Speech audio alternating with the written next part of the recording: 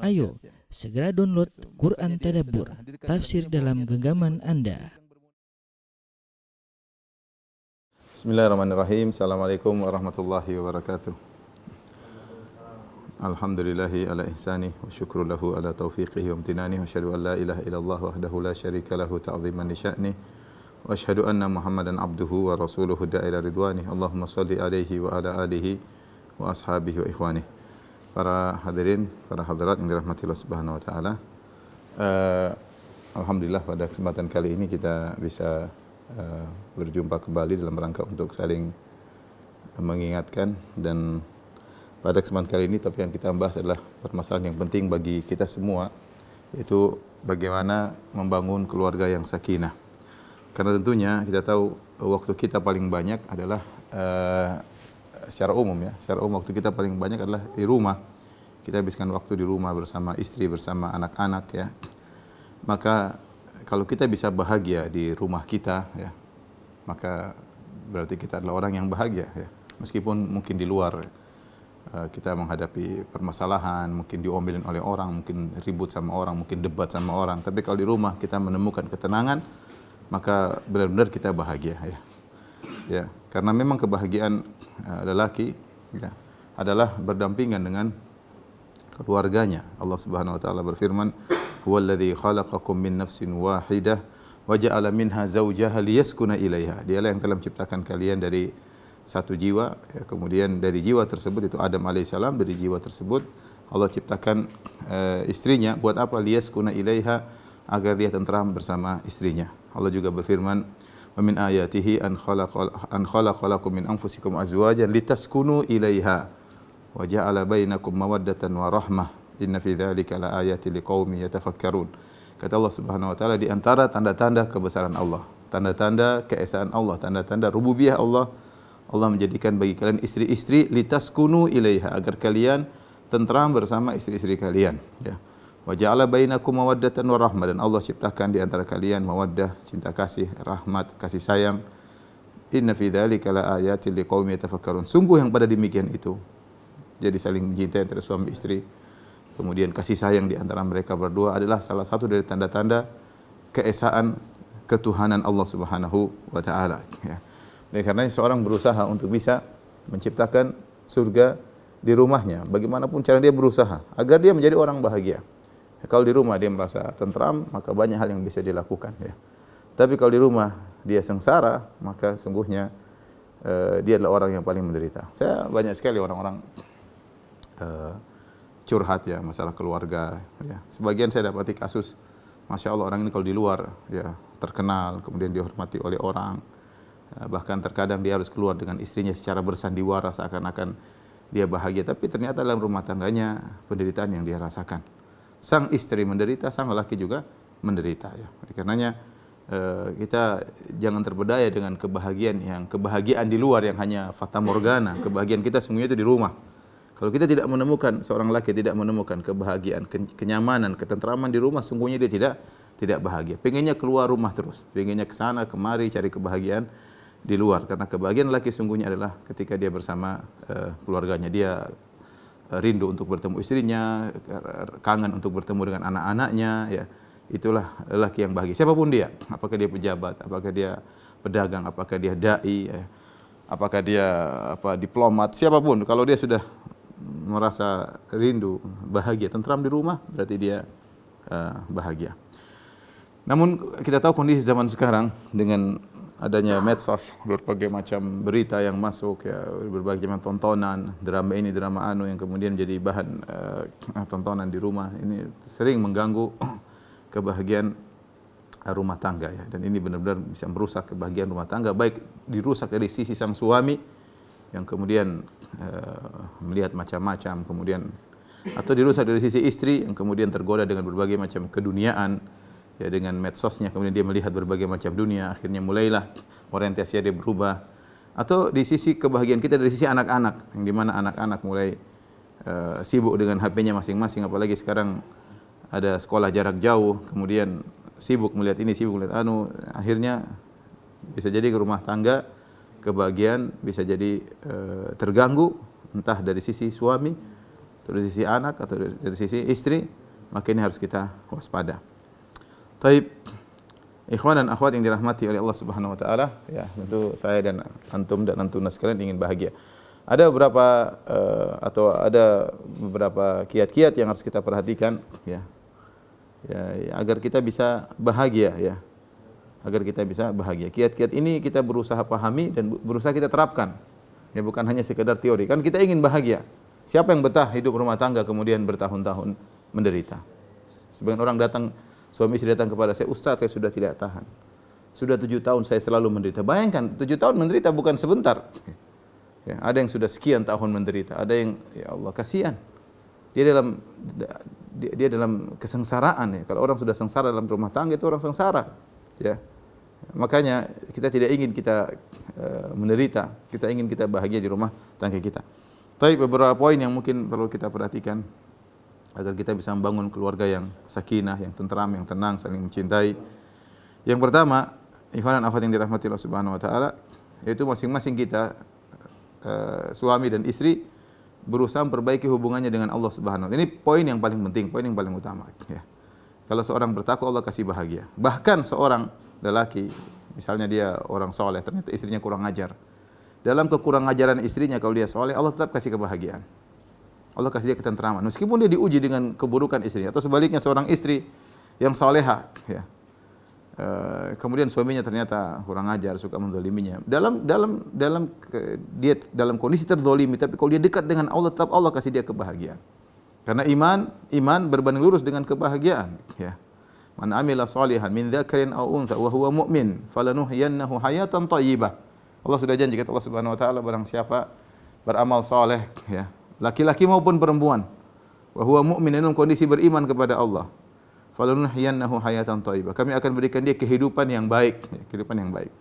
Terlebih lagi jika kedua-duanya ternyata saleh dan salehah, ya, maka tentu mau tidak mau itu secara otomatis, tidak usah dicari, maka kebahagiaan itu akan Allah berikan secara otomatis, ya, karena janji Allah Subhanahu wa taala, Allah la yukhliful mi'ad. Allah tidak menyelisih janjinya, ya. Bukankah Nabi SAW bersabda, "Ihfazillah yahfazka." Ya, jagalah Allah, maka Allah akan menjagamu. Jika seorang laki menjaga dirinya, bertakwa dengan pandangannya, bertakwa dengan pendengarannya, bertakwa dengan lisannya, maka Allah akan jaga dirinya, Allah jaga rumah tangganya, Allah jaga istrinya, Allah jaga anaknya, Allah jaga kebahagiaannya. Sebaiknya juga wanita demikian. Kalau dia bertakwa kepada Allah dengan pandangannya, bertakwa kepada Allah dengan lisannya, bertakwa kepada Allah dengan pendengarannya, maka Allah akan jaga kebahagiaannya. Oleh karenanya dahulu para salaf, mereka saling berwasiat sebagaimana diriwayatkan dari Ma'qil bin Ubaidillah Al-Jazari. Beliau berkata, "Kanatil ulama idza iltaqau tawasau bihadhil kalimat." Dahulu para ulama kalau mereka bertemu, mereka saling berwasiat dengan wasiat-wasiat berikut, itu 3 wasiat. Wa idza ghabu kataba biha ba'dhum ila ba'dhin. Bahkan kalau mereka tidak ketemu, mereka saling nulis surat. Sempatin untuk nulis 3 wasiat ini, saling mengingatkan. Mereka sudah sama-sama tahu. Mereka bukan orang-orang bahlul seperti sebagian kita, tidak. Mereka para ulama. Tapi mereka merasa perlu saling untuk mengingatkan, ya. Perlu untuk saling mengingatkan. Bahkan kalau mereka ketemu, mereka saling berwasiat.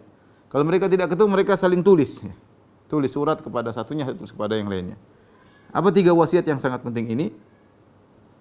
Man aslaha sariratahu aslahallahu alaniyatahu. Barang siapa yang memperbaiki hubungan dia dengan Allah ketika dia bersendirian, dalam kesendirian dia baik, dia tetap bertakwa kepada Allah dalam kesendiriannya, ya, tidak ada orang bersama dia, dalam safarnya, dalam kesendiriannya, maka Allah akan perbaiki zahirnya.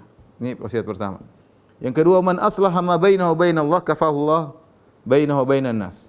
Barang siapa yang memperbaiki hubungan dia dengan Allah Subhanahu wa taala, dia bertakwa kepada Allah, ya, dimanapun dia berada, ya, sir al-alaniyah, dalam kondisi sendirian maupun di depan banyak orang, ya, di kampung atau di luar kampung, ya, dia berusaha bertakwa kepada, perbaiki hubungan dia dengan Allah Subhanahu wa taala. Apa balasannya? Aslahullahu, ya, aslaha ma bainahu wa bainal kafahullahu ma bainahu wa bainan nas. Maka Allah akan mencukupkan dia hubungan antara dia dengan manusia yang lain, ya. Hubungan dia dengan manusia yang lain. Di antaranya dengan istrinya, di antaranya dengan anak-anaknya, di antaranya dengan bosnya, dengan pegawainya, dengan rekan kerjanya. Yang jelas dia perbaiki hubungannya dengan Allah terlebih dahulu. Wa man ihtamma bi amri akhiratihi kafahullahu amra dunyahu. Barang siapa yang serius dengan urusan akhiratnya, Allah akan cukupkan dia dengan urusan dunianya. Ini 3 wasiat. Ya, barang siapa memperbaiki sarirahnya, ya, kesendirian dia, Allah akan perbaiki nampaknya yang zahirnya. Barang siapa perbaiki hubungan dia dengan Allah Subhanahu wa taala, Allah akan perbaiki hubungan dia dengan manusia. Barang siapa yang serius dengan akhiratnya, maka Allah cukupkan dengan perkara dunianya, ya. Jadi ini wasiat menunjukkan bahwasanya seorang yang bertakwa kepada Allah, dia perbaiki hubungannya dengan Allah Subhanahu wa taala, maka Allah akan perbaiki hubungannya dengan istrinya, dia dengan anak-anaknya, Allah akan urusin mereka, ya. Sebagaimana tadi sabda Nabi sallallahu alaihi wasallam, ya, barang siapa menjaga Allah, ihfazillaha yahfazka. Jagalah Allah maka Allah akan menjagamu. Ya. Dan Allah akan menjadikan suami istri menjadi saling mencintai, ya, jika kita sebagai suami punya hubungan yang baik dengan Allah Subhanahu wa taala. Ya. Apalagi istri kita juga menjalin hubungan baik dengan Allah Subhanahu wa taala. Maka yang menemukan cinta kasih sayang siapa? Allah Subhanahu wa taala. Membolak-balikkan hati siapa? Allah Subhanahu wa taala. Ya. Al-qulub baina usbu'ain min asba'ir rahman. Hati di antara 2 jemari di antara jari-jari Allah. Yuqallibuha kaifa yasha. Allah membolak-balikannya sekehendak Allah. Kalau melanggengkan kecintaan suami istri, maka akan dilanggengkan Allah. Kalau Allah memalingkan kecintaan suami kepada wanita lain, mudah bagi Allah Subhanahu wa taala. Tapi kalau orang menjaga dirinya, hubungannya dengan Allah Subhanahu wa taala, maka Allah akan menjaga hubungan dia dengan istrinya, istrinya dengan suaminya. Kata Allah Subhanahu wa taala, "Wa allafa baina qulubihim law anfaqta ma fil ardi jami'an ma allafta bainahum." Ma allafta baina qulubihim walakinna Allah allafa bainahum. Dan Allah lah yang telah mentaklif, ya, menyatukan hati-hati mereka. Kalau seandainya kau menginfakkan harta sebanyak sepenuh bumi ini, kau tidak bisa menyatukan hati-hati mereka, tapi Allah yang menyatukan hati-hati mereka. Jadi yakinlah bahwasanya suami kita tetap cinta kepada kita, ya, istri kita tetap sayang kepada kita, dan sebaliknya yang jaga adalah Allah Subhanahu wa taala. Ini yang pertama, ya. Kemudian yang kedua, di antara hal yang menumbuhkan sakinah di antara kehidupan rumah tangga, dan ini adalah cabang dari yang pertama, yaitu suami istri sama-sama punya orientasi akhirat, ya. Jadi orientasi di akhirat. Kerja ya kerja, tapi orientasinya bagaimana nanti akhirat kita. Sama-sama kita kerja sama, mikirkan anak untuk akhirat, mikirkan kerja kaitannya dengan akhirat, ya. Sama-sama bekerja sama dalam beribadah, sama-sama bekerja sama dalam meraih ridha Allah Subhanahu wa taala. Ini harus dibangun antara suami istri. Dibangun di antara suami istri. Di antara contoh indah yang sering saya sampaikan adalah hadis kerjasama suami istri dalam solat malam. Kata Nabi sallallahu alaihi wasallam, rahimallahu rajulan qama minal lail fa shalla wa ayqadha imra'atahu fa shallat. Semoga Allah merahmati seorang lelaki, suami yang bangun di malam hari kemudian dia salat malam, kemudian dibangunkan istrinya untuk salat, maka istrinya pun salat. Fa in abad nadhaha ala wajhiha alma. Kalau istrinya enggan untuk salat, maka dia percikan air di wajah istrinya. Wa rahimallahu imra'atan, dan semoga Allah merahmati seorang istri, qamat minal lail, dia bangun di malam hari, fa shallat, kemudian dia pun salat. Wa aiqadhat zaujaha fa shalla, kemudian dia bangunkan suaminya untuk salat, maka suaminya salat. Fa in aba nadhahat fi wajhihi alma. Kalau ternyata suaminya enggan bangun, maka dia percikan air di wajah suaminya. Ini perlu dikerjakan, ya. Perlu dikerjakan dan perlu kesepakatan sebelum tidur, ya. Ya, kecuali mungkin istri dalam kondisi sakit atau yang lain. Tapi kalau kita bisa mengerjakan ini, dapat rahmat Allah Subhanahu wa taala. Bagaimana suami istri kerja sama untuk salat malam, ya. Ya tidak harus setiap hari, ya. Yang penting ada kesempatan seminggu sekali, sebulan sekali. Apa yang penting ada kerja sama untuk beribadah kepada Allah Subhanahu wa taala. Ya, ada sebagian istri yang mungkin tidak bisa bangun malam karena keletihan, kecapean, tubuhnya sakit, lain cerita. Tapi kalau maksudnya sama-sama sehat, sama-sama mampu untuk bangun malam, maka istri diusahakan untuk bisa bangun malam, suami juga untuk bisa bangun malam, ya. Dan ini ini adalah kerjasama yang luar biasa, dan ini menjadikan rumah tangga kita menjadi rumah tangga yang harmonis, kemudian rumah tangga yang sakinah, karena Allah akan turunkan sakinah kepada rumah tangga yang seperti ini. Dan kerjasama dalam akhirat banyak kerjasama, misalnya sama-sama mengumpulkan uang untuk umrah, misalnya sama-sama mengumpulkan untuk haji, sama-sama berpikir anak kita sekolah di mana, ya ini mikir anak kita biar agamanya kuat bagaimana caranya, ya. Sama-sama berpikir bagaimana bisa bersedekah, sama-sama berpikir kerjasama misalnya untuk bikin pengajian, saling mengingatkan untuk berbakti kepada orang tua, saling mengingatkan untuk menyambung silaturahmi. Ini semua bentuk orientasi suami istri adalah akhirat. Selalu diskusi seperti ini. Ya. Karena kalau kita orientasi kita akhirat, maka Allah akan berikan ketenangan. Ya. Berfikir, sama-sama berfikir suami istri. Ya. Jadi ini adalah hal yang bisa menumbuhkan kasih sayang di antara rumah tangga. Bukan kerjasama nonton drama Korea, ya. Bukan kerjasama nonton bioskop, ya. Bukan kerjasama untuk hal-hal yang maksiat, tetapi kerjasama untuk akhirat. Tapi berikutnya yang harus kita perhatikan agar kita bisa menumbuhkan kehidupan rumah tangga yang sakinah, yaitu masing-masing harus mengetahui kewajibannya. Ya, jangan hanya mengetahui haknya, masing-masing harus mengetahui kewajibannya. Ini perkara yang sering dilupakan. Kelihatannya sepele, tetapi ternyata kenyataannya banyak suami lupa dengan kewajibannya, lupa atau tidak tahu, Allah alam, ya, dan banyak wanita yang tidak tahu juga dengan kewajibannya. Ya. Kalau kita ketemu dengan orang, kita boleh tanya, tak tahu enggak kewajiban istri? Ya, mungkin dia tidak bisa sebutkan secara sempurna. Sama apa kewajiban suami, mungkin dia juga tidak bisa sebutkan secara sempurna. Maka seorang masing-masing harus mengenal kewajibannya masing-masing. Jangan hanya sekedar menuntut kepada pasangannya. Bahkan sebab utama terjadinya keributan di rumah tangga gara-gara masing-masing tidak melaksanakan kewajibannya, ya. Ini sering terjadi dalam kehidupan rumah tangga. Makanya Syekh Utsaimin rahimahullahu taala mencela orang yang seperti ini, yang hanya menuntut haknya tapi lupa dengan kewajibannya. Seperti yang Allah sebutkan dalam Al-Qur'an, wailul lil mutaffifin alladzina idza iktalu 'alan nasi yastawfun wa idza kaluhum aw wazanuhum yukhsirun ala yadhunnu ulaika annahum mab'utsun, ya. Di yaumin azim yauma yaqumun nasu lirabbil alamin. Celaka bagi orang-orang yang melakukan tatfif, yaitu mengurangi timbangan atau takaran. Alladzina idza iktalu 'alan nasi yastawfun, kalau mereka membeli barang dari orang, mereka minta barangnya dipenuhi, timbangannya dipenuhi, tidak mau kurang sedikit pun. Tetapi sebaliknya, wa idza kaluhum aw wazanuhum, tapi kalau dia jual barang sama orang, yukhsirun, dia kurangi. Kurangi sedikit, enggak banyak-banyak, ya. Ala yadhunnu ulaika annahum mab'utsun, tidakkah mereka sadar bahwasanya mereka akan dibangkitkan pada hari kiamat, hari yang sangat agung di mana mereka berdiri untuk menanti kedatangan Allah Subhanahu wa taala. Ini meskipun ayat berkaitan tentang orang-orang yang mengurangi timbangan, maunya kalau membeli dipenuhi, tapi kalau menjual dia kurangi. Namun kata Syekh Utsaimin rahimahullah taala berkaitan dengan hal-hal yang lain juga, bahkan dalam ranah keluarga, ya. Sebagaimana kita ingin hak kita dipenuhi, kita juga harus memenuhi kewajiban kita. Jangan kita hanya menuntut hak, kita lupa dengan kewajiban, ya. Jangan kita hanya menuntut hak, kita lupa dengan kewajiban, ya. Maka seorang suami harus murajaah kembali apa kewajiban-kewajiban saya, ya. Kewajiban baik jasmani maupun berkaitan dengan kebutuhan rohani, apa kewajiban saya. Istri pun demikian. Apa kewajiban saya?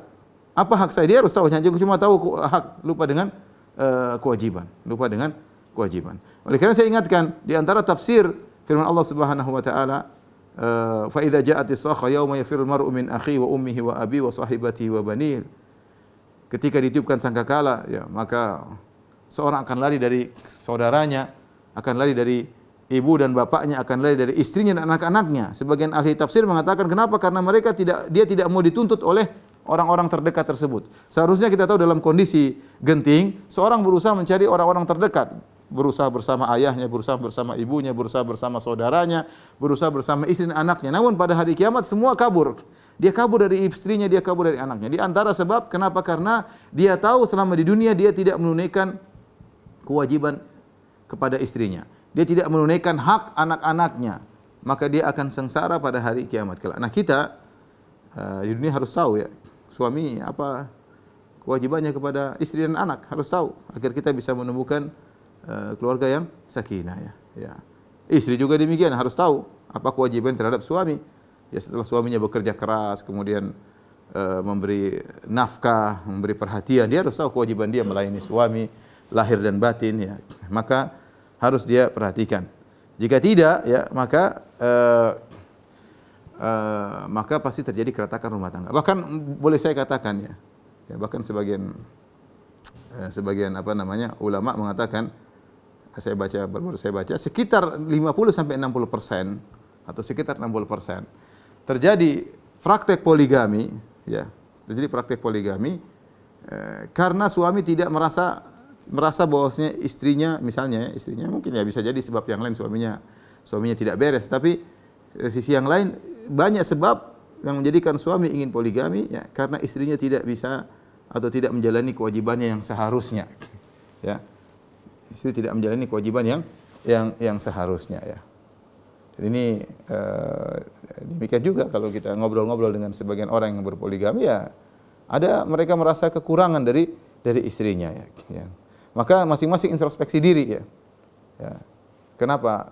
Apakah ada kesalahan pada diri saya? Jangan kita merasa sempurna. Mungkin ada kewajiban yang tidak kita kerjakan. Suami mungkin tidak mengerjakan kewajibannya, atau istri tidak mengerjakan kewajibannya. Ya, istri tidak mengerjakan kewajibannya.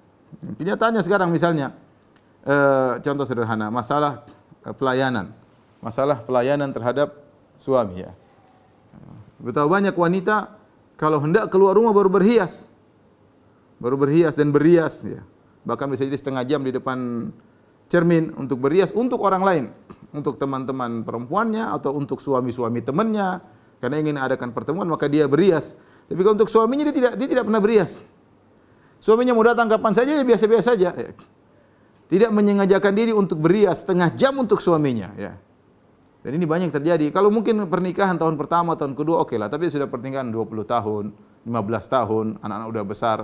Ya terkadang ini terlupakan dari sebagian istri. Maka saya ingat kepada para istri, ya, tetap menjaga kebiasaan dia ketika masih nikah di awal, ya.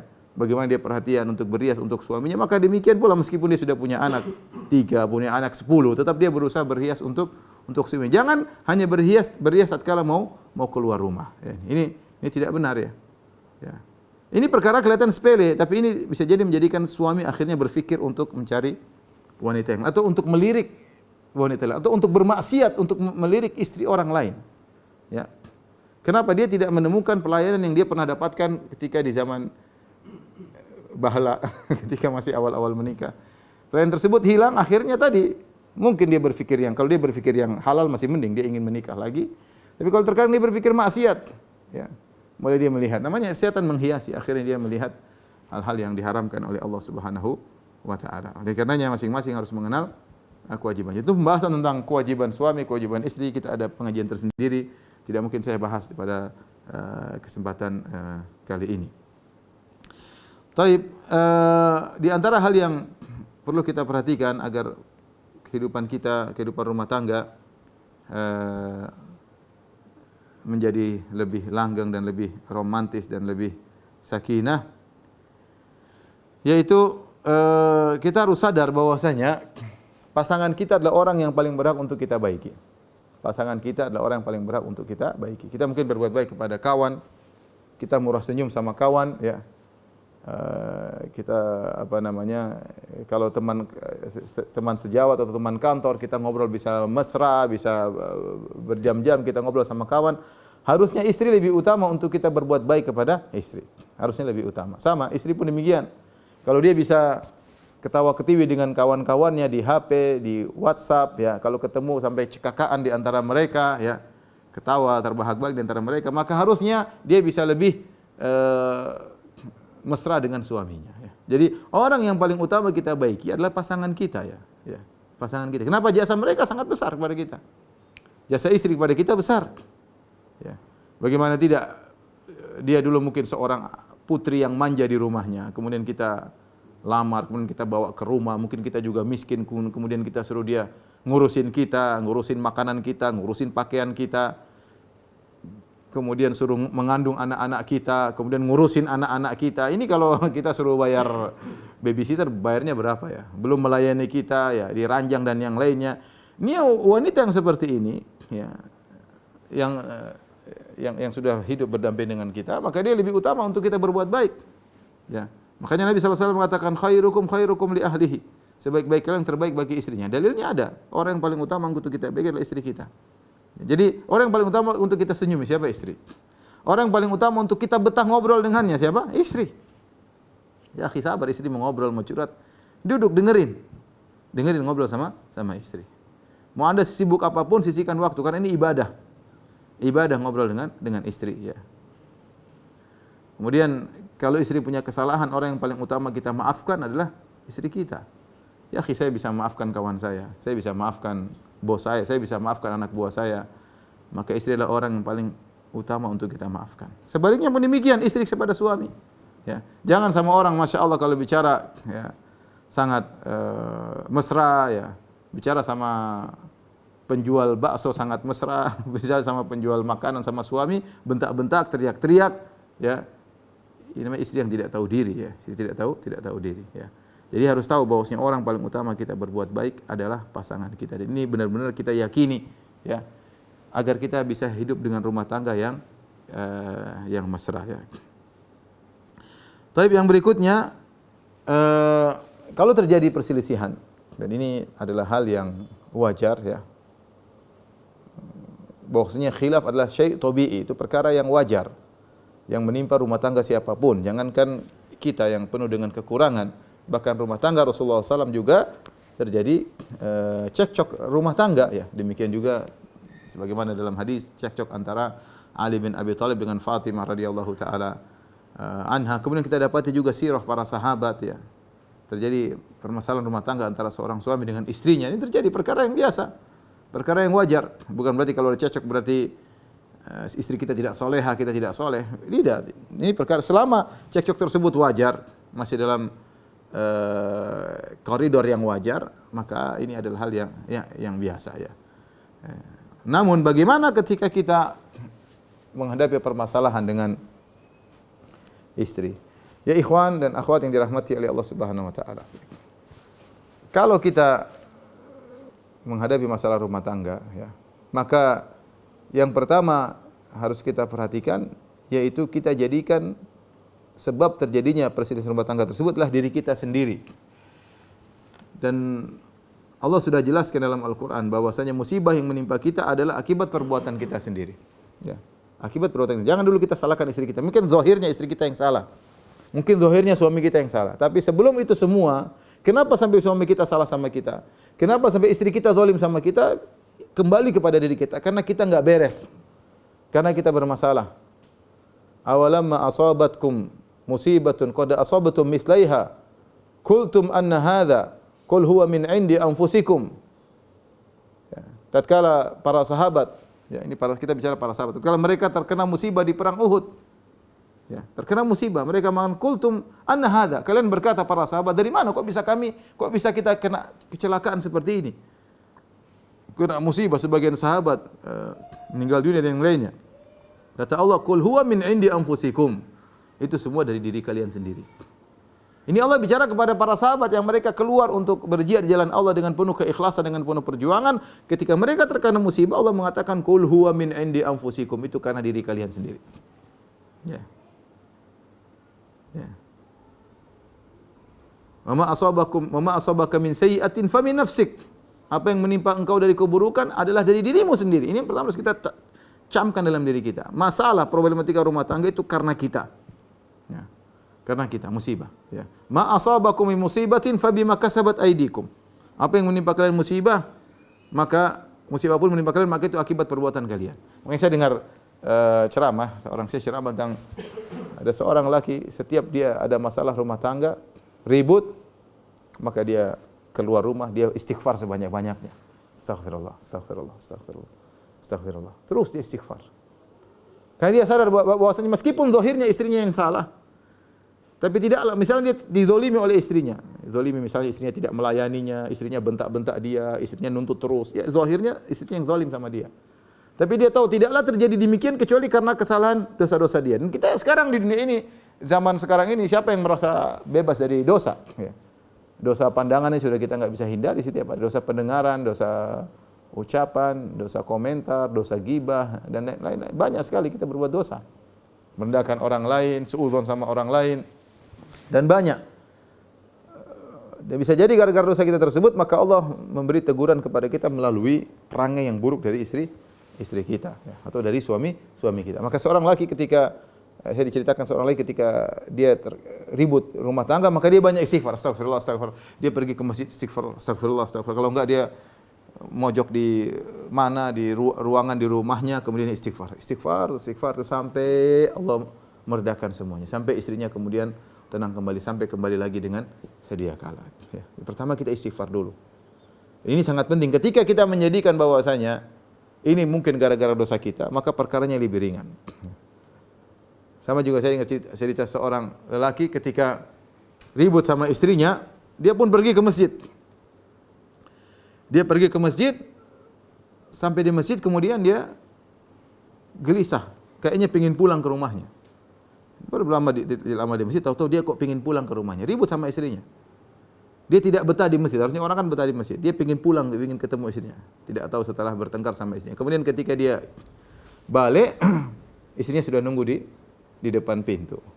Kemudian istrinya berkata, saya tahu kenapa kau akan segera pulang. Sejak kau meninggalkan kakimu meninggalkan rumah, pergi meninggalkan rumah, saya istighfar terus sampai akhirnya Allah mengembalikan engkau kepadaku. Jadi maksud saya suami istri kalau lagi salah ya, jangan kemudian teriak-teriak, maki-maki, istighfar. Masing-masing istighfar. Astagfirullah ya. Masing-masing. Dan ini segera menjatuhkan ego seseorang ya. Karena laki-laki punya ego, istri juga punya ego ya. Istighfar aja udah. Mau istri ngomel kayak apa istighfar, mau suami ngomel kayak apa istighfar ya. Allah kasih pertolongan yang segera. Yang penting kita istighfar. Kemudian juga ketika kita ada masalah, pertama tadi kita tahu bahwasanya maksiat yang kita lakukan punya andil sehingga timbul problematika rumah tangga ya. Yang kedua, apapun yang terjadi ketika terjadi problematika rumah tangga, tetap kita harus kasih kita punya andil. Seperti saya katakan, meskipun zahirnya istri kita yang salah, tetap kita pasang, saya punya andil dalam terjadinya keributan ini. Saya sadari ataupun saya tidak sadari. Contoh, zahirnya istri kita salah, istri kita ternyata waliyadzubillah ternyata kontak sama laki-laki lain. Misalnya, kita mungkin dapati HP-nya, kita ngamuk ya. Benar istri kita salah, zahirnya dia kontak laki-laki lain. Tapi coba kita introspeksi diri. Jangan-jangan istri saya begitu kenapa? Karena saya jarang telepon dia. Saya jarang ngobrol sama dia. Tidak ada teman bicara sama dia. Kalau dia aja ngobrol sama kita, kemudian saya cuekin, ya. Seakan-akan dia hanya mengganggu waktu saya, ya. Sehingga akhirnya dia cari tempat untuk curhat yang lain. Wajar. Zahirnya dia salah, tapi kita pasang, kita mungkin punya andil dalam hal tersebut. Kita punya andil dalam hal tersebut. Dengan cara demikian, kita tidak melemparkan seluruh kesalahan kepada pasangan kita. Kalau kita lemparkan seluruh kesalahan kepada pasangan kita, ya, maka sulit untuk damai, karena kita merasa benar, kita mau pasangan kita minta maaf, dan saya katakan sulit. Sesama pasangan masing-masing punya ego. Suami sulit untuk minta maaf, istri juga sulit untuk minta maaf. Kalau begitu, ya, kondisi semakin runyam, ya. Kemudian tatkala terjadi ya, perkara berikutnya, kalau terjadi perselisihan di antara rumah tangga, ya, segera ingat-ingat kebaikan pasangan, jangan dilupakannya. Kata Nabi sallallahu alaihi wasallam, la yafruqu mu'minun mu'minah in kariha minha khuluqan radhiya minhal akhar. Janganlah seorang lelaki mukmin membenci wanita mukminah, istrinya. La yafruq mu'min mu'minah. Nabi menyebutkan sifat yang utama lelaki mukmin dengan wanita mukminah. Istrimu seorang wanita mukminah. In kariha minha khuluqan, kalau dia tidak suka dengan perangnya istri, jadi pasti ada perang yang tidak sukai. Tidak ada yang sempurna. Ya. Radhiya minhal akhar, ingat kebaikannya, dia pasti suka dengan perangnya yang lain, ya. Jadi begitu kita mulai ribut dengan pasangan, ingat kebaikan-kebaikannya. Masya Allah, kemarin dia baru saja mijit saya, kemarin dia baru saja bikinkan makanan buat, kemarin dia baru saja gorengkan nasi goreng buat saya, kemarin baru saja dia ketawa-ketiwi dengan saya, kemarin baru saja kita jalan-jalan sama anak-anak. Ingat kebaikan-kebaikannya. Istri pun demikian. Saya rasa kalau bagi laki mudah untuk mengingat kebaikan-kebaikan istri, tapi kalau istri agak sulit mengingat kebaikan laki. Ya. Karena kalau sudah marah biasanya yang diingat keburukan-keburukannya. Jadi ini hati-hati para wanita, ya. Ya. Makanya Rasulullah SAW sudah ingatkan tentang bahaya wanita yang lupa dengan kebaikan-kebaikan suaminya. Ya. Ya. Kata Nabi SAW, in ahsanta ila ihdahunna dahra thumma ra'at minka syai'an laqalat ma ra'aitu minka khairan qat. Ya. Kalau kau melakukan kebaikan kepada istrimu sepanjang tahun, kemudian istrimu melihat keburukan kepadamu satu saja, maka dia berkata, aku tidak pernah merasakan kebaikan darimu sama sekali, wahai suamiku. Dan karena istri, hati-hati istri, sebagian wanita sulit mengingat kebaikan-kebaikan suaminya. Yang dia ingat keburukan-keburukan suaminya. Sebagian istri Masya Allah diberi hafalan yang kuat, hafalan keburukan-keburukan suaminya. Mas, kamu waktu itu begini, kamu begini, dia hafal ya. Meskipun tidak usah ditulis di HP, dia sudah hafal. Apalagi kalau dia tulis di HP ya. Dia hafal keburukan-keburukan suaminya. Punya hafalan yang kuat. Kebaikan-kebaikan suami dilupakan. Dan ini sangat berbahaya ketika terjadi clash di antara rumah tangga. Segera di antara, kalau kita ingin melawan syaitan, segera kita ingat kebaikan-kebaikan pasangan kita. Ya, kita ribut cuma sebentar. Kita sudah menjalin rumah tangga 10 tahun, 20 tahun, ada yang 30 tahun, udah punya anak-anak, udah besar mungkin anak-anak, sudah ada yang menikah lagi. Ya. Anak-anak sudah punya, kita udah bahkan udah punya cucu. Ya, masa kita kehidupan rumah tangga yang indah puluhan tahun atau belasan tahun terhapuskan hanya sekedar permasalahan yang sehari dua hari, seminggu sebulan. Gara-gara permasalahan seperti ini. Ya. Maka ingat-ingat kebaikan suami, ingat-ingat kebaikan istri. Ini di antara hal yang memudahkan kita untuk menghadapi problematika di antara rumah tangga. Kemudian, ikhwan dan akhwat yang dirahmati Allah Subhanahu wa taala, di antara hal yang bisa membangun keharmonisan kehidupan rumah tangga, jangan lupa kita mencintai pasangan kita karena Allah. Kita mencintai pasangan kita karena Allah. Agar cinta kita itu berpahala. Ya, yang namanya al-mahabbatu fillah. Kita bisa berteman sama kawan. Saya punya relasi dengan kawan kita itu ya karena Allah Subhanahu wa taala. Dia bertakwa, saya bertakwa.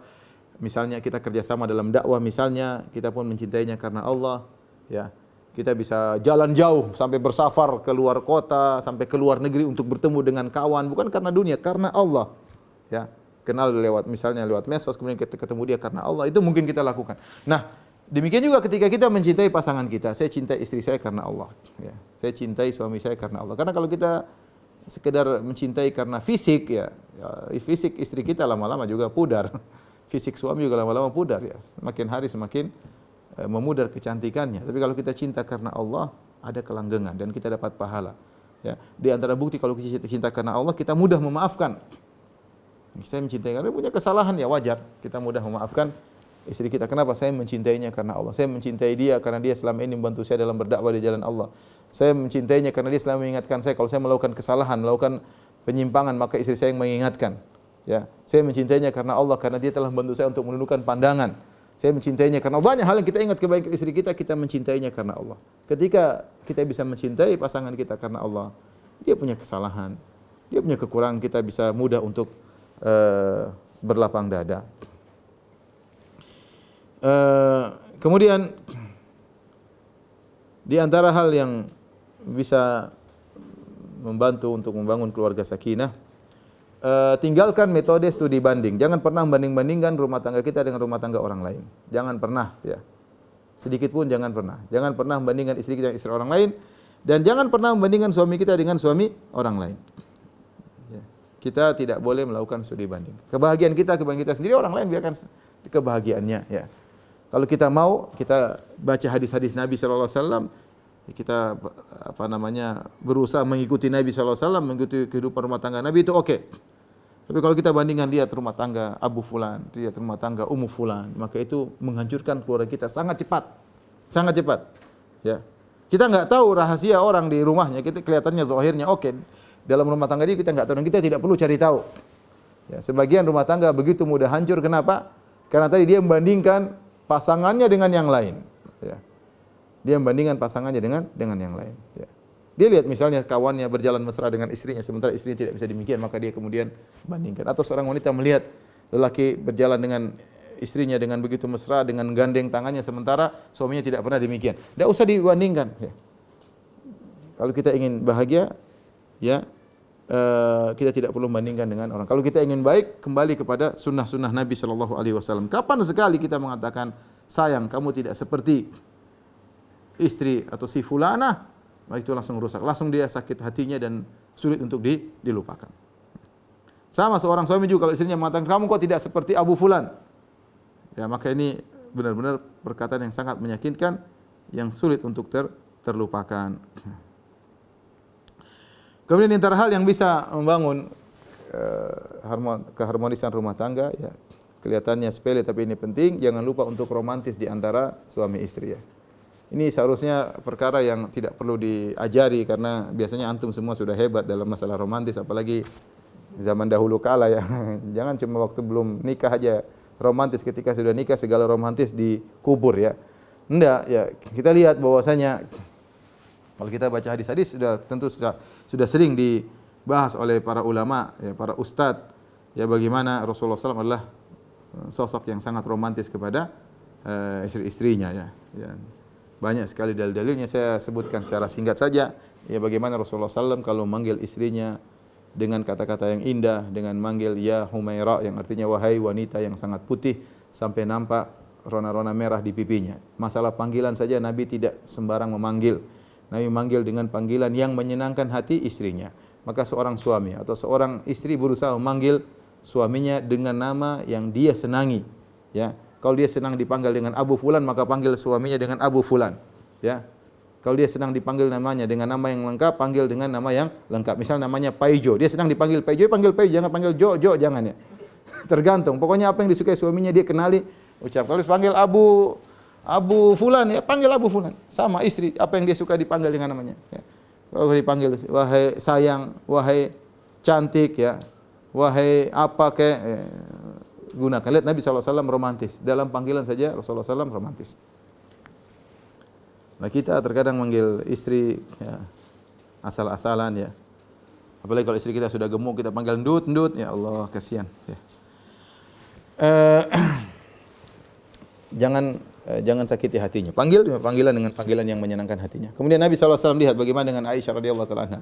Aisyah kalau minum ya, kemudian Rasulullah SAW mengambil gelas yang bekas minum Aisyah, kemudian Rasulullah SAW putar gelas, Rasulullah SAW minum dari tempat bekas bibir Aisyah radhiyallahu taala anha. Ya, dan ini menunjukkan perhatian Nabi SAW karena Nabi tahu wanita masalah begini masalah sensitif. Bagi kita laki-laki mungkin ini perkara apa sih, mau minum mau dari mana saja yang penting minum. Tapi bagi perempuan tidak, ini diperhatikan oleh mereka. Makanya Nabi SAW ketika minum, Rasulullah SAW minum dari gelas bekas bibirnya Aisyah radhiyallahu taala anha. Bahkan demikian juga Rasulullah SAW menggigit dari bekas gigitan Aisyah radhiyallahu taala anha. Ya. Ini diriwayatkan oleh Aisyah bagaimana praktek Nabi memperhatikan keromantisan bahkan dalam masalah makan ya. Bukankah Nabi SAW yang mengatakan lasta tunfiqu nafaqatan tabtaghi bi wajhillah hatta ujirta 'alaiha hatta luqmata tajla fi fimatik. Tidaklah kau berinfak ya karena Allah kecuali kau dapat pahala sampai suapan yang kau suapkan ke mulut istrimu. Bagaimana seorang kalau romantis karena Allah dia suapin istrinya, masya Allah dia dapat pahala di sisi Allah Subhanahu wa taala ya. Makan bareng, minum bareng ya. Kemudian Nabi SAW sebelum tidur ngobrol sama istrinya. Sebagaimana hadis Ibnu Abbas, bitu inda khalati Maimunata fatahaddatsa Nabi sallallahu alaihi wasallam ma ahli sa'atan tsumma raqada. Aku nginap di rumah bibiku Maimunah istri Nabi sallallahu alaihi wasallam. Aku mendengar Nabi ngobrol sama istrinya beberapa saat kemudian Nabi tidur. Jadi ternyata Nabi sallallahu alaihi wasallam sebelum tidur ngobrol-ngobrol dulu sama istrinya. Dan ini hal yang sering kita lupakan. Ya, pulang dari kerjaan masing-masing bawa HP-nya, urusan kantor belum selesai, ketawa-ketawa di WhatsApp ya. Istri nunggu dari tadi untuk ngobrol, tidak kasih kesempatan untuk ngobrol. Akhirnya istri pun main WhatsApp sendiri, ketawa-ketawa juga dengan temannya. Satu ranjang berdua, satu di pojok. Kemudian ini apa ini? Rumah tangga seperti ini. Anak-anak nangis dikasih HP, selesai. Anak-anak juga sibuk main HP, selesai. Ya, masing-masing punya dunia sendiri. Inilah dunia medsos rumah tangga zaman now. Ya, udah pulang HP taruh sudah. Istri taruh HP, udah berhenti. Ngobrol. Sunnah Nabi SAW. Ngobrol dengan istri sebelum apa? Sebelum tidur. Ya, masing-masing punya urusan. Kita punya urusan di luar. Mau punya urusan dakwah kayak mau punya urusan kantor kayak pulang ke rumah ketemu istri selesai, udah ngobrol aja sama istri. Anak juga nunggu kita peluk, anak nunggu kita gendong. Ya. Ngobrol dengan anak ada butuh waktu, ngobrol sama istri juga ada butuh waktu. Nabi mengerjakan demikian. Jangan kita merasa lebih sok sibuk dari Nabi SAW ya. Nabi SAW banyak urusannya. Ya. Kita mau sibuk apa? Sibuk medsos, sibuk nonton YouTube ya. Terus kemudian tidak ada waktu ngobrol sama istri. Lihat bagaimana romantisnya Nabi SAW. Nabi SAW di antara keromantisan Nabi SAW, Nabi baca Quran sambil menyandarkan kepalanya di paha Aisyah radhiyallahu taala anha sementara Aisyah dalam kondisi haid ya. Tetap aja Rasulullah SAW dalam melaksanakan ibadah bisa juga sambil mesra baca Quran sambil bertelekan kepada Aisyah radhiyallahu taala anha ya. Rasulullah SAW ketika puasa masih juga mencium Aisyah radhiyallahu taala anha. Ya. Rasul dalam kata-kata Aisyah radhiyallahu taala anha ya bahwasanya Rasulullah SAW berpuasa, fayuqabbiluni, maka Rasulullah SAW menciumku, ya. Padahal dalam kondisi berpuasa, ya. Puasa tidak menghilangkan, bukan berarti puasa tidak romantis, tetap bisa romantis. Dalam hadis yang lain riwayat Abu Dawud, Rasulullah SAW kalau mau keluar ke masjid, beliau cium dulu istrinya baru pergi ke masjid. Ya, siapa di antara kita melakukan demikian? Mau ke masjid, cium dulu istrinya. Apalagi yang enggak pernah ke masjid, kapan mencium istrinya? Mau ke masjid, cium istri dulu, Masya Allah. Siapa mengalahkan romantisnya Nabi SAW? Luar biasa. Dicium istrinya baru pergi ke masjid, ya. Saya pernah jalan kaki, kemudian tiba-tiba saya lihat seorang wanita ngantar istrinya sampai di pagar luar. Suaminya mau kerja, dia melepaskan kepergian suaminya. Saya kayak nonton sinetron aja, pergi melepaskan suaminya sampai di pagar luar, kemudian dicium tangan suaminya, kemudian suaminya pergi. Masya Allah, ini udah lama saya nggak lihat ini, terakhir nonton sinetron mungkin 20 tahun lalu. Ini Masya Allah, zaman sekarang masih ada. Ini di Jakarta, Masya Allah. Mungkin di kampung masih ada di Jakarta. Ada ini. Keluar diantar suaminya sampai di pintu pagar luar, kemudian dicium suaminya. Ya kalau kita nggak perlu kita nampakkan, mungkin di kamar udah oke lah. Tapi ini namanya orang awam, ya. Sampai luar kemudian dicium tangan suaminya, kemudian melepas kepergian suaminya. Masya Allah, luar biasa. Ya Rasulullah SAW sebelum ke masjid mencium istrinya.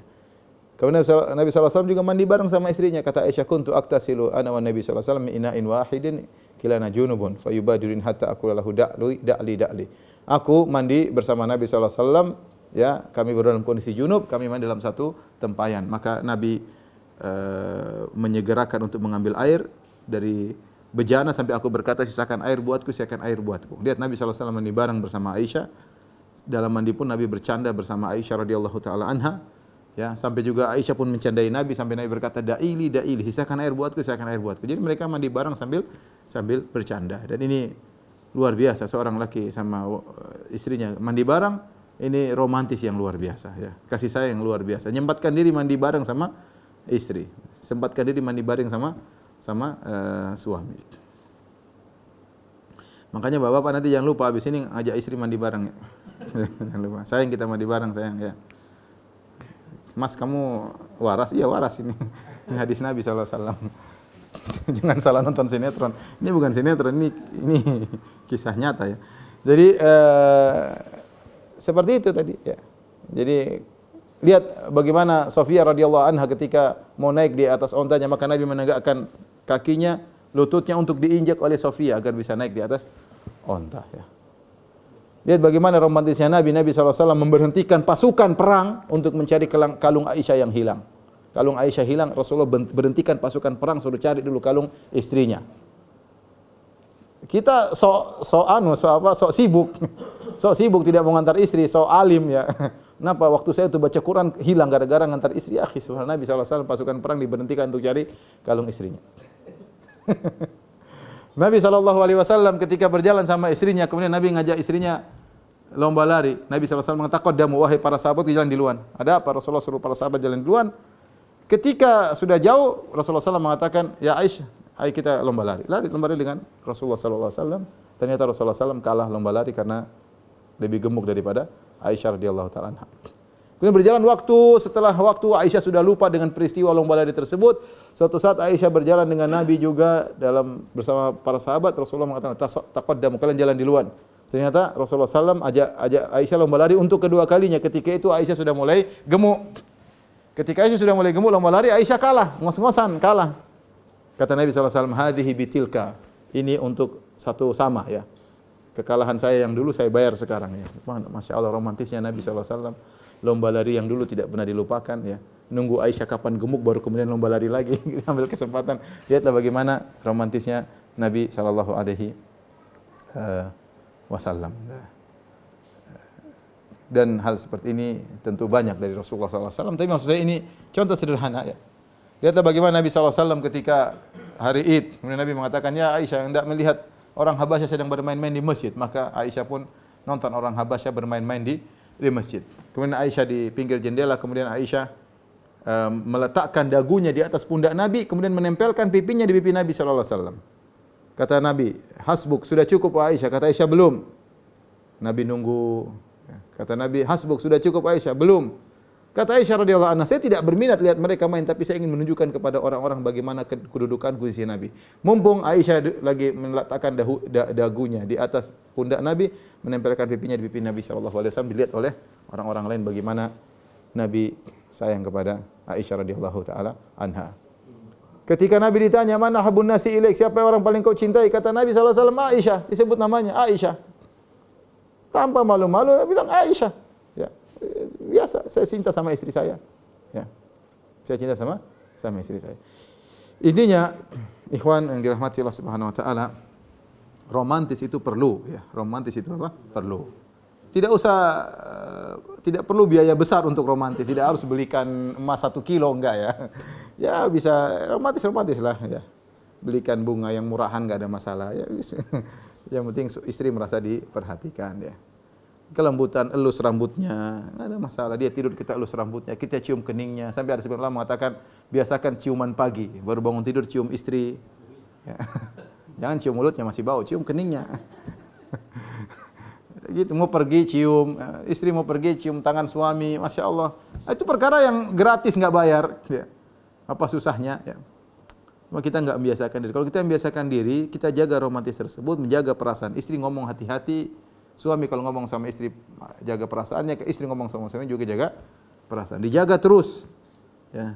Dan berdoa kepada Allah agar melanggengkan kehidupan rumah tangga. Tidak ada salahnya kita di tengah-tengah kerjaan kemudian kirim WA sama istri, sayang aku mencintaimu. Ada apa ini? Ada apa ini, Mas? Oh, salah kirim rupanya. Maunya kirim kepada satunya, salah. Enggak ada masalah ya. Tiba-tiba sayangku, cintaku ya, buah hatiku ya, macam-macam enggak ada masalah. Istri senang digombalin ya. Jadi demikian ya, menjaga keromantisan istri, kita tunjukkan kata-kata sayang ya, biasakan ringan bagi kita untuk menciumnya, menyentuhnya ya. Kalau tidur malam ya pelukanlah ya, anak suruh minggir dulu, pelukan. Ini tempat tidur, istri di ujung, suami di ujung, terus gimana? Di antara keduanya ada bantal memisahkan. Ini gimana kehidupan rumah tangga seperti ini? Bahkan sebagian yang saya sedih, saya dengar si fulan istrinya tidur di kamar yang satu, suaminya kerja tidur di kamar satu. Innalillahi wa inna ilaihi raji'un. Ini rumah tangga seperti apa seperti ini?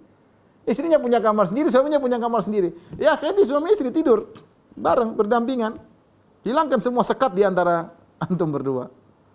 Nanti enak tidur sama istri, pelukan, hangat ya. Nyalakan AC dingin banget, terus peluk istri biar hangat ya. Ini satu di ujung, ya Allah. Bagaimana kemudian mau tumbuh rasa cinta? Biasakan yang mesra-mesra seperti itu, ya. Biasakan.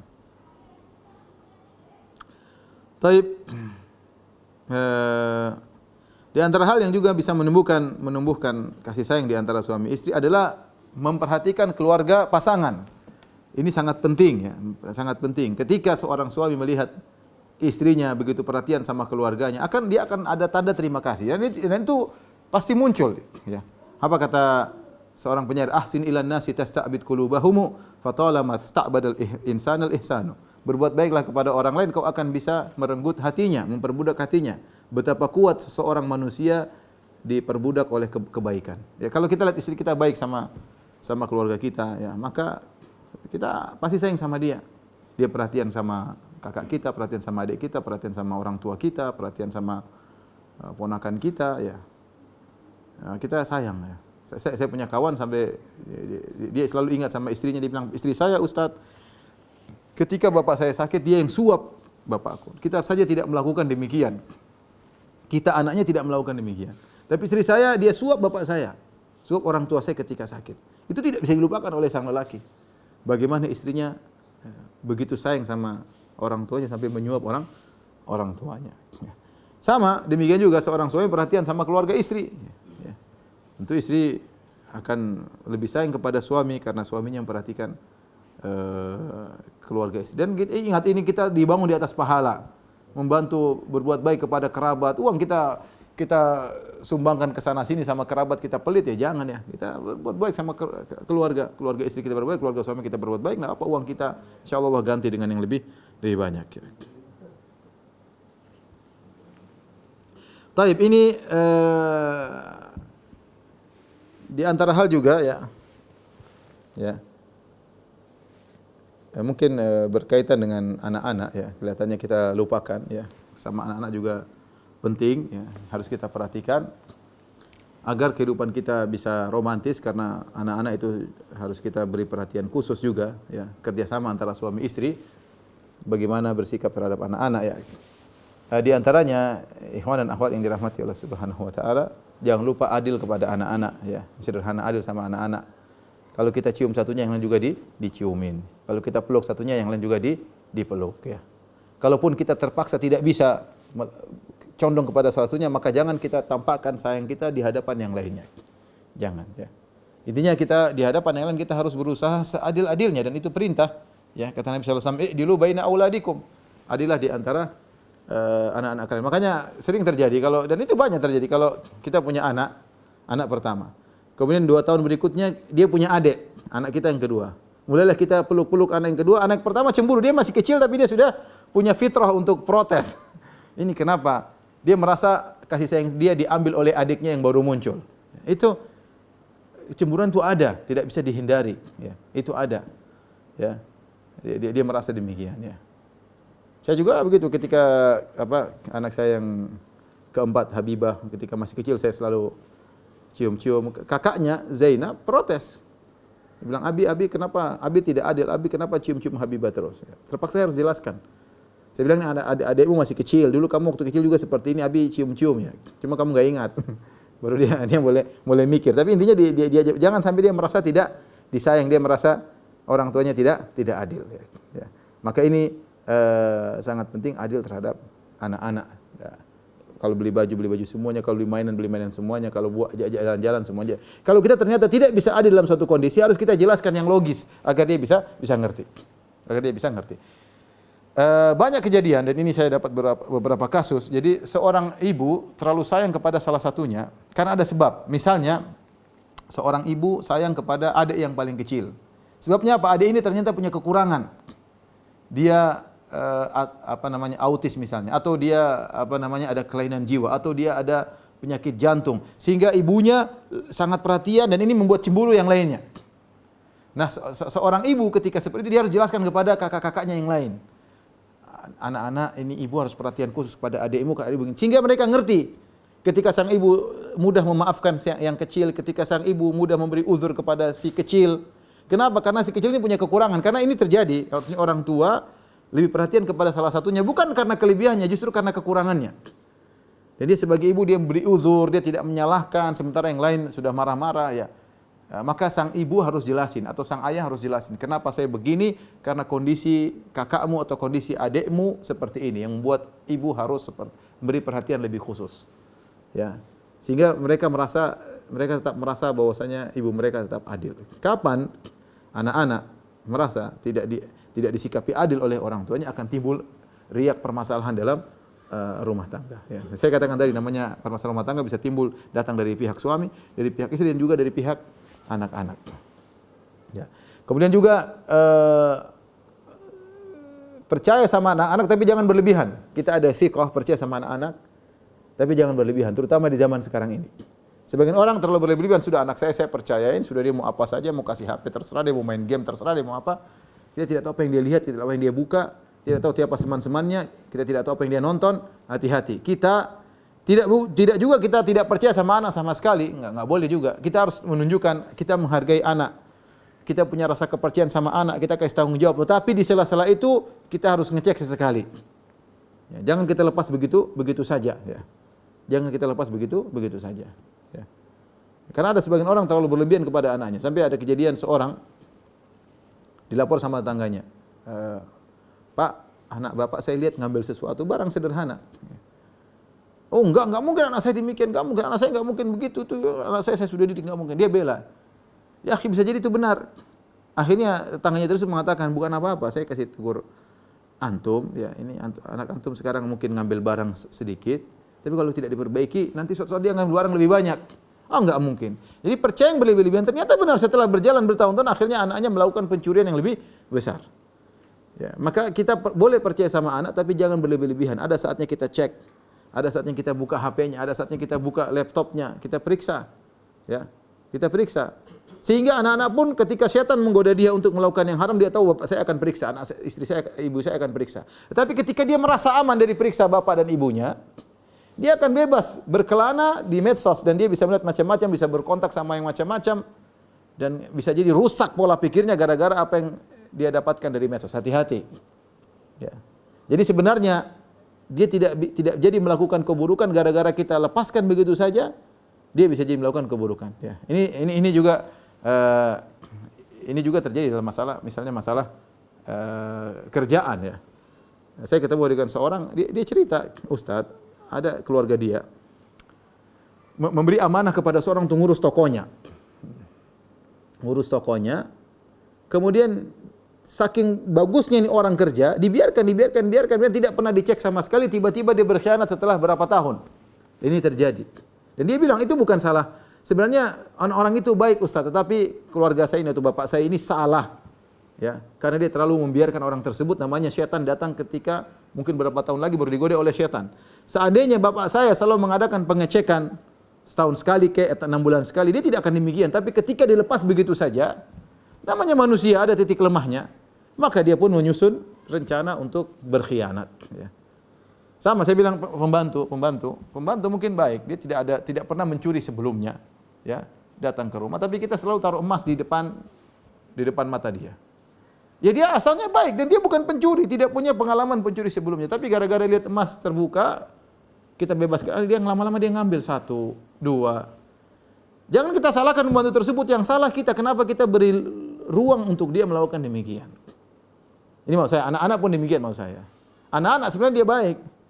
Tapi ketika kita bebaskan dia begitu saja, tidak pernah ada perasaan kita akan mengecek, dia mulai namanya setan. Ya, setan kan menggoda kita, menggoda istri kita, menggoda anak-anak kita. Dan kalau dia sudah diberi rasa aman yang luar biasa, dia akhirnya berani untuk melihat yang macam-macam. Tapi kalau kita ada pengecekan, maka anak kan dia mau melakukan, enggak, nanti Allah tahu dan bapak saya juga tahu, repot, enggak apa-apa. Sehingga akhirnya dia tidak jadi melakukan hal demikian. Ya.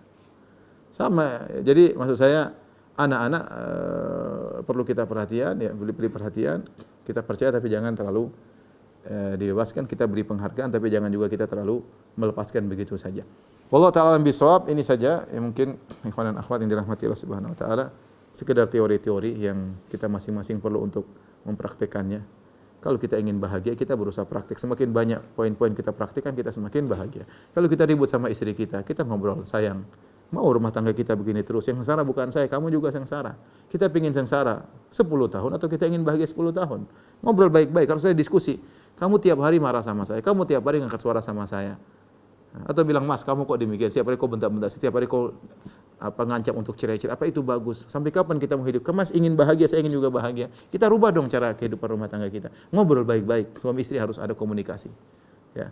Kita ingin bahagia enggak? Kalau ingin bahagia, lihat mana daftar yang kau sukai, mana daftar yang kau tidak sukai. Istri pun demikian, berusaha mengenal apa yang disukai suaminya, apa yang dibenci suaminya. Suami berusaha mengenal apa yang disukai istrinya, apa yang dibenci istrinya. Lakukan. Yang disukai suaminya kerjakan, yang tidak disukai tinggalkan. Wallahu ta'ala bishawab. Mungkin saja ini saya sampaikan. Oleh yang bertanya saya persilakan. Baik, jazakumullah khairan katsiran atas ilmunya yang disampaikan Ustaz.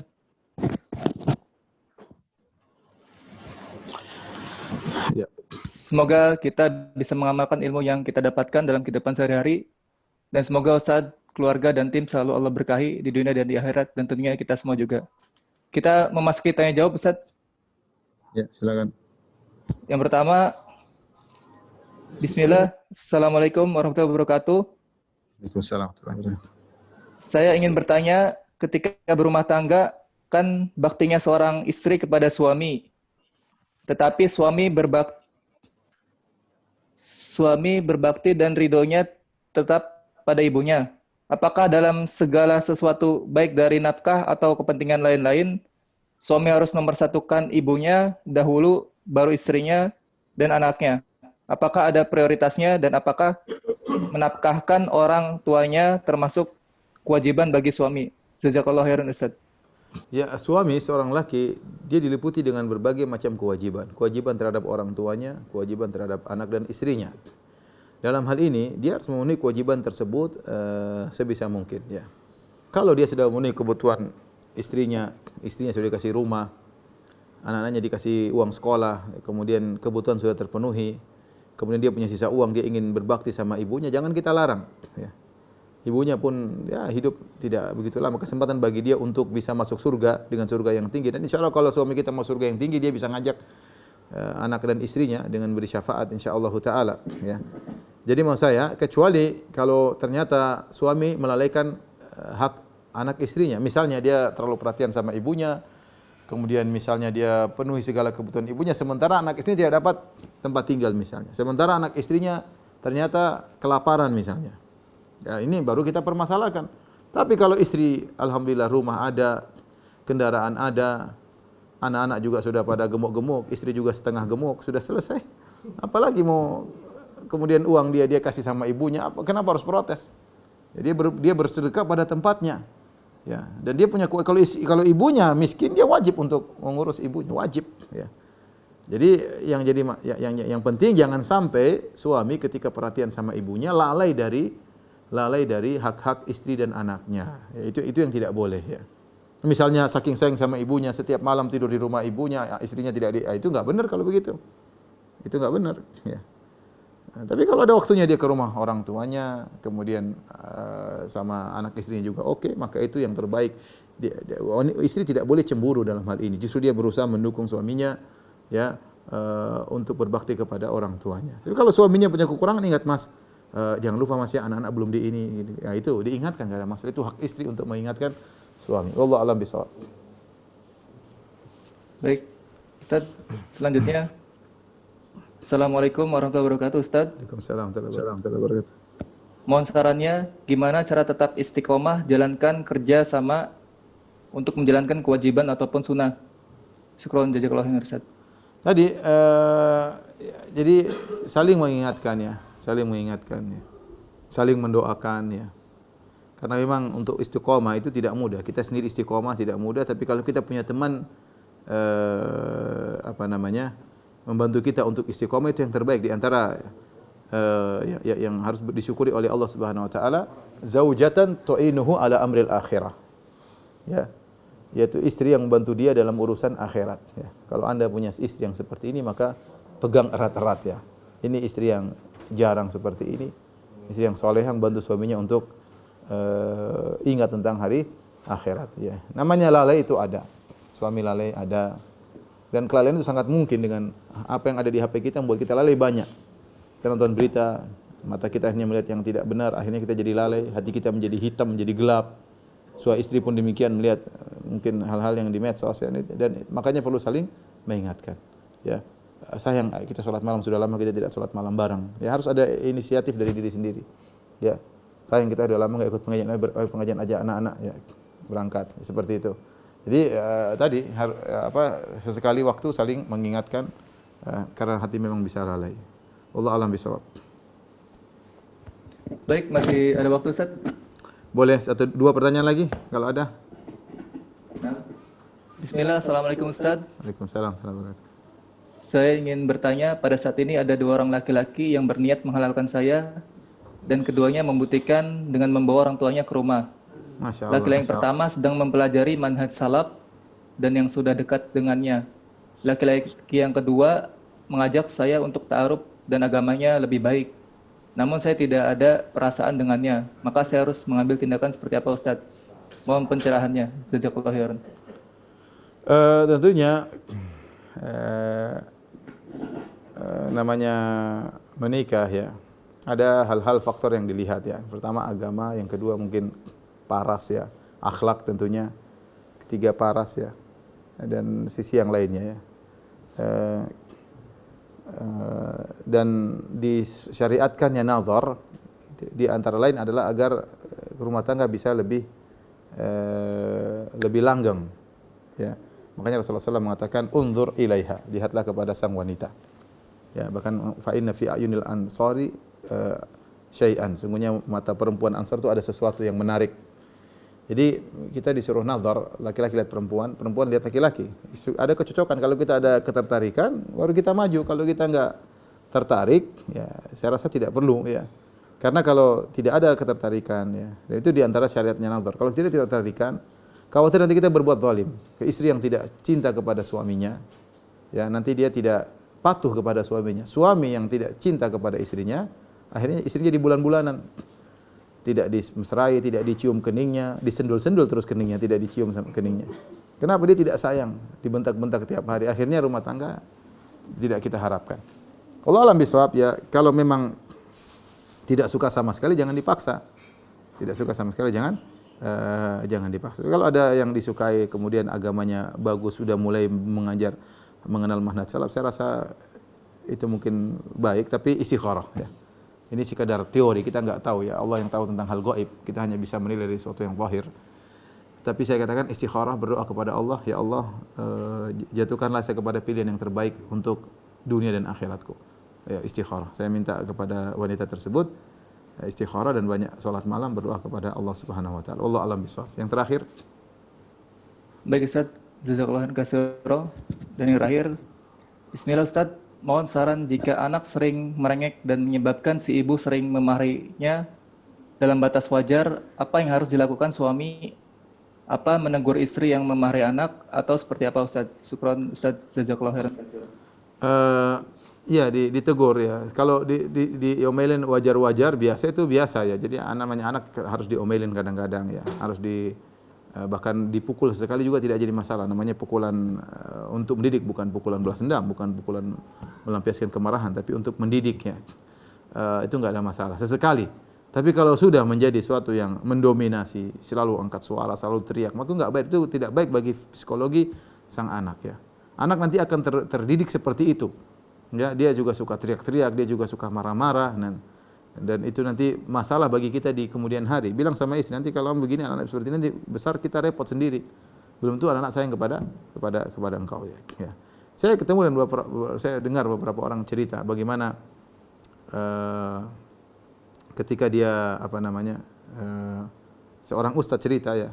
Ada cerita tentang ustaz, maksudnya dia senakal apapun ibunya tidak pernah memukulnya.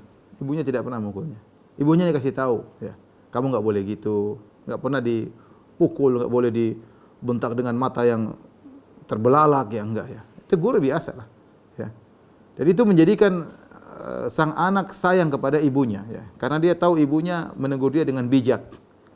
Menegurnya, namanya anak-anak, ya anak-anak ya, pasti melakukan kesalahan. Kalau bukan enggak pernah salah, bukan anak-anak. Ya, kita juga waktu kecil manja. Saya sama ibu saya aja disuap sama ibu saya sampai kelas 4 SD kalau tidak salah, saya ingat. Sampai kelas 4 SD saya disuap sama ibu saya. Artinya itu membuat kita tidak bisa lupa seperti itu. Kalau kita salah ditegur yang baik. Adapun kita main pukul, main bentak selalu begitu ya, kasihan anak-anak psikologinya. Ya. Tapi ya tadi kalau selama itu dalam batas wajar, namanya marah sekali-sekali ya, orang tua capek, anak-anak ditegur, ya, dipukul sesekali enggak ada masalah, itu diperbolehkan dalam syariat. Tapi kalau sudah mendominasi berarti kesalahan. Ya, ingat sabda Nabi sallallahu alaihi wasallam, taqdhab, jangan marah. Jangan marah umum, jangan marah kepada suami, jangan marah kepada istri, jangan marah kepada anak ya. Anak buah hati kita ingin dia baik, bukan begitu cara didiknya. Betapa sering setan mengajarkan kepada kita dengan cara keras anak akan menjadi baik, namun ternyata sering salah. Dengan sifat keras terhadap anak-anak keras ya, jadi keras kepala, keras hati, dan itu berdampak bagi kita di kemudian hari. Wallahu alam bisawab. Ini saja yang saya sampaikan, kurang lebihnya saya mohon maaf. Semoga Allah menganugerahkan kepada kita seluruhnya keluarga yang sakinah, mawaddah dan rahmah. Wabillahi taufiq wal hidayah. Assalamualaikum warahmatullahi wabarakatuh.